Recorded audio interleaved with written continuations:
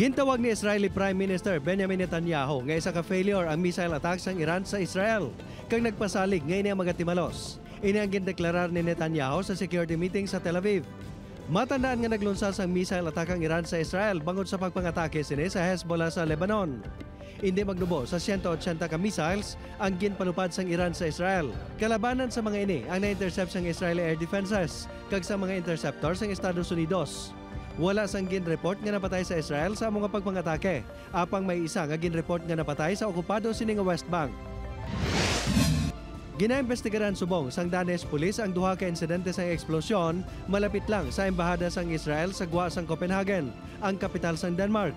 Wala sang gin-report nga nasamaran sa insidente. Ang insidente ang nagluntad sa tion sa nagalala nga kinagamo sa Middle East sa tunga sang Israel kag sang Hezbollah sa Lebanon subong man sang pungsod Iran.